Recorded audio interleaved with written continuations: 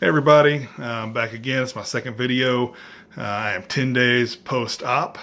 I feel great. Everything's going very well. My last video led us up to the point of me getting cleared for surgery and all the hoops I had jumped through to get to that point. So now I'll lead you up to this point and a few other little hoops and things I had to jump through as well. And start off by saying I was supposed to have had my surgery right before Thanksgiving. So my family had an impromptu Thanksgiving dinner for everybody here in town, and that was great. Then I got a couple of last meals in, and then it's supposed to be going on a clear liquid diet and have my surgery up for Thanksgiving. Whatever reason, insurance dragged their feet a little bit, took a little longer. That didn't happen. So the doctor told me go ahead and go to my Thanksgiving I was going to have in Oklahoma with the in-laws and everybody. So I wound up having 2 Thanksgivings, several last meals. And so I wound up putting on about 7 pounds during that time period. So when I went back to the doctor where he told me I'm now on 2 weeks clear liquid diet, he's like, it's no big deal. You'll lose those 7 and then some. You know, don't worry about it. You'd already lost 20 before you put back on the 7. So I was still, down 13 pounds at that point. Would certainly lose a lot more. I did. I wound up losing 13 total. So that 7 and then an additional 6. So at the time of weigh-in, I was down 20 pounds. 26 pounds, actually, sorry. And I made it sound way too easy. Did clear liquids, which clear liquids is, for those that don't know, water, protein shakes, which I did Premier protein shakes, which is a little container, like a milk-sized container, that's packed with 30 grams of protein and 160 calories and 1 gram of sugar, and lots of vitamins and everything for bariatric patients and stuff. It's really good. Not necessarily great tasting, but it's okay. Chocolate, vanilla, bananas and cream, and caramel were the 4 options I had. So I'd have 2 of those a day, broth for lunch and dinner. It's usually chicken or veggie. I tried a couple other ones early on that I later looked at the box, and they said vegan on them. No offense to vegans, but that stuff was nasty. So I stuck with mainly chicken broth, honestly. And then those, and then sugar-free popsicles. And then at night I got to have sugar-free Jell-O, which I pretty much lived for every day. So it got me through this. So I did that. Like I said, wound up losing, being down 26 pounds to go for my hospital check-in, where they got to clear me, do a wellness check. And in this time span, I managed to get shingles, which I never had shingles before. But I started getting them early on. My daughter had them. I kind of looked up the signs, diagnosed myself. So I quickly went into a clinic because I didn't want this surgery to get postponed or anything. Went into a clinic. They gave me a shot in medicine, said it wouldn't be a problem. At that point, that was right after I started the clear liquids. They're like, you still got almost 2 weeks. You're going to be good to go. I didn't think anything about it again. I didn't tell anybody because I, like I said, didn't want to delay my surgery. So I go to the hospital for the wellness check. Feeling great. She actually sees that I have shingles because I made the mistake of going to a clinic through the same hospital I was having the surgery at.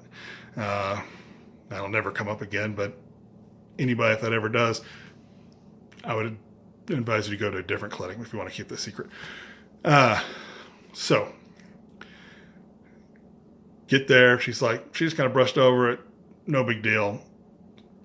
Moving on. Got all checked out. Good to go. This is 2 days before surgery. Day before surgery, 11 a.m., I get a call from a surgeon's office, and they're frantic, and they say, the hospital just called. They didn't exactly say who it was. From what I understand, is probably the anesthesiologist. As I understand, their nickname is 1,000 points of no. And always looking for a reason not to do it because, I'm going to save their butts, I understand. So she says, hospital says, I've got to go get clearance. So I'm like, okay, I'll see if I can get him my PCP. She's like, okay, yeah, it's with this so-and-so doctor. I'm like, well, that's not the doctor that I go to. And she says, well, that's the one who said you had the shingles and diagnosed you and everything. They said you got to get clearance from this doctor. Well, that just happened to be some doctor at the clinic I went to. Then she says, oh, by the way, you've got till 2 o'clock or they're going to postpone the surgery. So I started off by calling the clinic just to see if he happened to still be there or be working that day, and he was. Go to the clinic, there's a mile-long wait and a ton of people waiting from home. I'm told it's going to be forever. Luckily, I was in a serious panic. Luckily, I got in. The whole process took about an hour. He cleared me, gave me the info, said they would, I told him, all right, you got to fax this over to my doctor's office or my surgeon's office. The ladies at the office were all like coloring Christmas books and stuff. And they were like, yeah, we'll do that. And I'm like, it's got to be done by 2 o'clock. It's like, tell you what, you make a copy and try to fax it. Give me back a copy. So I took a copy, went to my surgeon's office. Unfortunately, they were on lunch break. Or the lady that handles all this stuff was on lunch break. So the lady's like, well, here, I'll take this stuff. And I was like, take it, make me a copy. So that way, if I had to run to the hospital and find this anesthesiologist or do whatever I got to do, I was going to do it. Start trying to find out more info and everything. Just decide, all right, it's been another 30 minutes. So I ran back by my surgeon's office. Lady was back. So they're back and forth on the phones with these people. They're trying to get situated. Should be good to go. Of course, I'm not going to know if I'm good to go because I'm not supposed to call to find out when my check-in is till between 4 and 5 o'clock the day before surgery. So I figured I'm going to call 4 o'clock. They're going to be like, no, this was postponed, canceled, whatever. Luckily, it all worked out. I just almost had a heart attack right before I had bariatric surgery to save my life. But all's good now. So, I go to the hospital the next morning. I had to get in at 5:30. So, I got decent sleep, but I woke up early, as you can expect, and watched a couple of other videos online that I'd flagged that were pretty inspirational and everything. And I thought, watch those. I was pretty jacked, ready to go get this done. We get to the hospital 5:30. Went pretty quickly. They got me into a pre-op room. This is when my hell started because my biggest fear really going into all this was the IVs. I'm okay with blood work. I'm fine with shots. IVs freak me out a little. So I go in. First lady tries to stick me with an IV. Goes right in. I'm like, yes, I got through the part I was worried about. Starts asking me all the questions that I've answered a billion times before on my family history, medicinal history, all that good stuff. And then she looks over and I've got like a goose egg forming on my arm because she missed the vein. So she tries to move it around in that area and get it into the vein. Doesn't work. Says, I'm going to go get the vein whisperer. I'm like, yeah, that sounds awesome. She goes in, gets a lady who comes in, has been doing this for 40-something years. First lady been doing this for 30-something years. It's very nice, though. Brings in the 40-something year vet, who's a vein whisperer.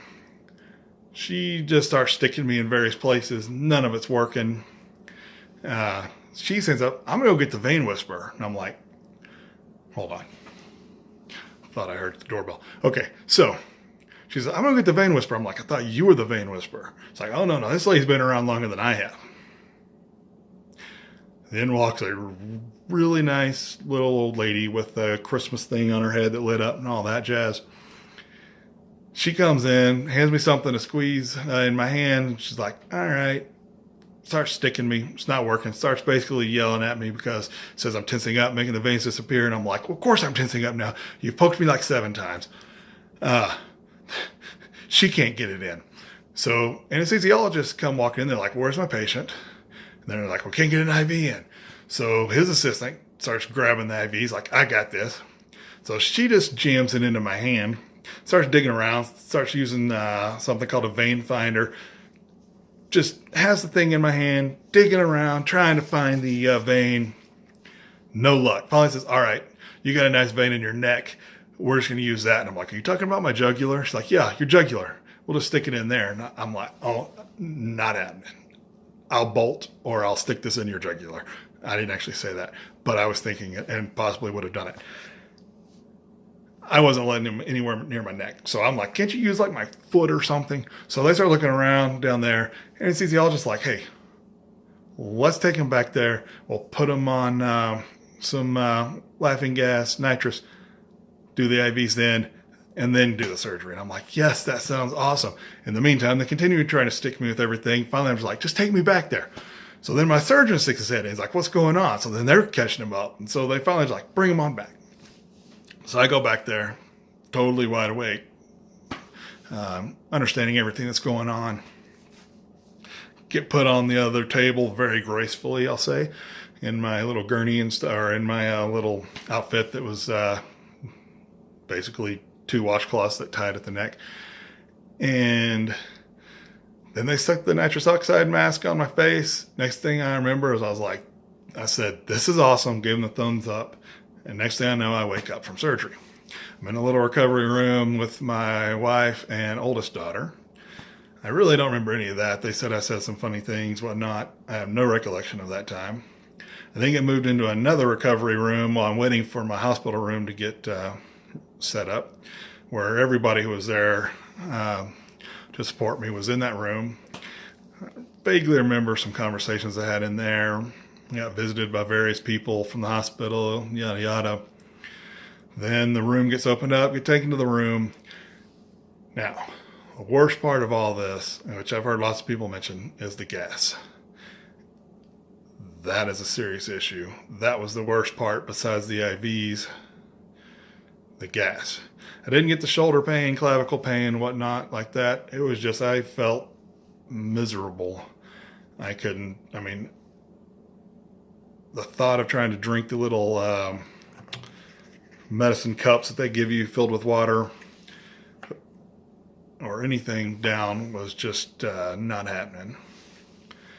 So gas pain was the worst thing besides IVs, like I said. Throughout the day, they tried to get me to get some water. I took little sips of that little cup I just showed you. I brought props today. So I drank on this. I think that first day, if I can read my notes, I got in one of these. Probably took me like 64 sips. And I couldn't burp. I couldn't fart. I couldn't do anything they were telling me to do to get rid of the gas. I was walking around. Nothing was happening. It was miserable. Wake up the next day. Walk around a bunch more. Started getting a little relief. Started drinking a little water. I wound up getting down about 8 ounces of water, 1 popsicle, which they said counted as an ounce of water. So 9 ounces of that. Of course, I've had like 4 bags of saline. But I had to prove that I could drink stuff and walk around and everything. So I tried a little protein. I got down about 1 of those ounces. One of these is an ounce. Got down 1 of those of protein. That was miserable. Wasn't happening. Made me nauseous and everything. So they were they gave me pain medicine. They gave me stuff for nausea. They stuck me a couple times in the stomach with blood thinners, which I didn't even feel. Like I said, shots don't bother me, but I didn't even feel that. And I was really getting worried that I wasn't going to get released. But they came in and they said, you're walking around a ton. You're doing great on that. Don't worry about the protein right now. Drink water. You don't want to be back in here trying to get another IV because you're dehydrated, which was all the motivation I needed. So I got released, went home. Kind of a blur, slept, took liquid hydrocodone and drank some water. And that's basically all I did that first day. Let's see. I got in, I believe, about 16 ounces of water that day, something like that. And it's gotten better every day since. Oh, by the way, my doctor also, when he came in and cleared me, he said that my stomach is one of the largest specimens he's ever removed. It was huge. Yeah, duh, that's why I'm here. But it was really stretched, which I'm sure is because I've yo-yoed back and forth a billion times, stretched that mother out. So anyways, he removed it. I really wish I could have kept it or at least seen it. That'd have been kind of cool, maybe gross, I don't know, but I'd like to at least seen it. Didn't get to, so I come home. Like I said, I had popsicles, water and stuff, walked around, walked a lot. It's gotten better every day. I feel awesome now. I'm getting in about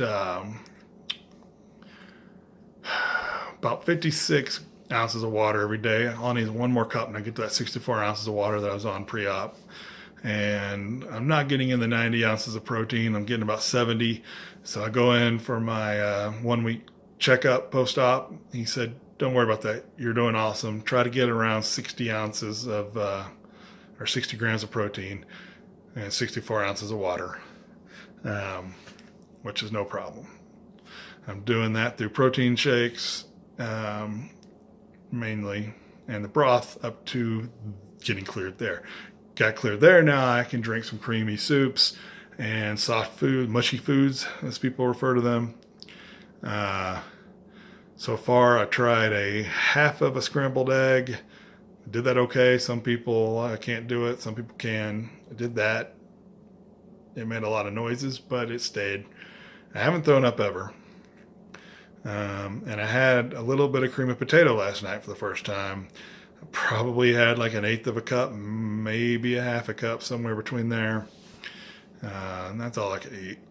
I mean, but when you haven't had anything for 3.5 weeks besides water and broth, and then your stomach's reduced to the sleeve size it is, and all the trauma that entailed, I mean, I can't imagine. You know, it's just going to get better from here, though. And I'm walking around a ton. Like I said, I brought some props. I had you breathe into this thing. That first time I tried it, I was blowing into it. I think I almost killed myself popping staples, and then I realized you're supposed to actually suck in the air to make the things move up and down. Leave that alone. And then I'm taking a multivitamin gummy. Smells terrible when you open it, but it actually tastes pretty good. And I'm taking a dissolvable B12, which is pretty good. Gives me some energy, helps with healing and all that stuff. And then I basically carry this thing around that my wife gave me. That is not working now that I'm trying to show it off. There we go. And sip, sip, sip all the time. This right here is 24 ounces of water. So I'm getting in 2 of those a day and about a cup more at the end of the day with my pudding or something that I can try now, which I tried that last night. Made myself. Sugar-free, of course. It was delightful. Best thing I've had in 3-4 weeks.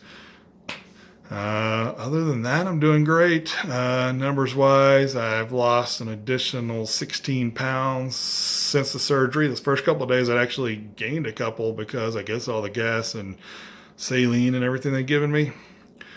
But then since then, I've lost 2 pounds every day, but 2 days, which I lost a pound each of those days, and then 2 pounds all the other 8 days. So in total, I'm down 42 pounds,